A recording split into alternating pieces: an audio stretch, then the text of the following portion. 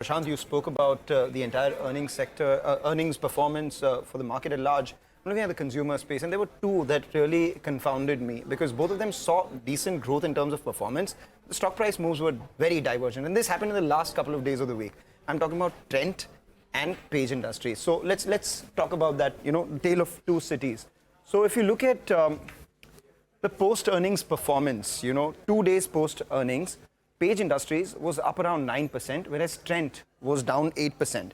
Was there any problem in the earnings for this kind of move, or was there any positive surprise? Well, for Trent, the revenues grew 39%, EBITDA grew by 41%, and you had margin expansion. The net profit grew by 47%. For Page Industries as well, 11% revenue growth, 30% EPS growth. So what exactly happened for these stock prices to move in these divergent ways? Well, there are three reasons. One, the stock price move in ahead of these numbers, expectations of what the street had, and the market mood. Let's talk about the stock price move itself. Preceding 6 months before the earnings, Page Industries was up just 28%, whereas Trent was up double of that, 56%.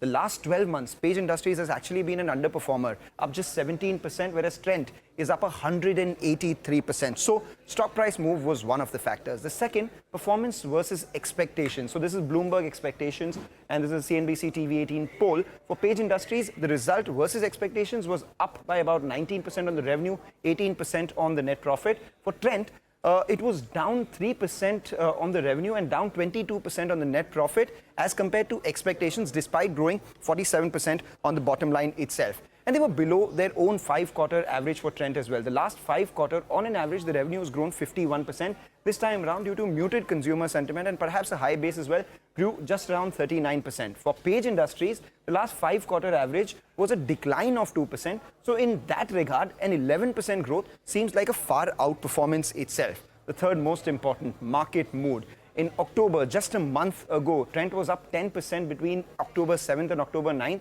When the company announced a lab-grown diamond collection itself. Come to 1 month later, an EPS growth of 47% between November 7 and November 9 takes the stock price down by about 8%. Mild miss on elevated expectations. So that's telling you the divergence in the market mood itself. The big question, where are the valuations now? For Page Industries, 67 times 2-year forward earnings, Trent 95 times 2-year forward earnings. Both of them not particularly cheap, but it's important to put the PE along with the growth as well.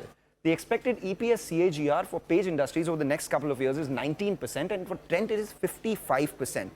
So if you look at it on a price to growth or the PEG ratio, Page Industries is 3.5 times. We have Trent at 1.7 times as well. Let's talk about the triggers for both and the risks. For Page Industries, the big triggers would be how they grow in e-commerce, Tier 2 and Tier 3 expansion, women's wear and athleisure are the couple of growth triggers for them. For Trent, it's an expansion of Zudio footprint, growth in the star format, seeding new platforms, and perhaps some growth in lab-grown as well. For both of them, common risks, competition and consumer sentiment. So we'll watch out the trail of two cities, two stocks. Divergent numbers, divergent stock price moves, but similar expectations and similar risks.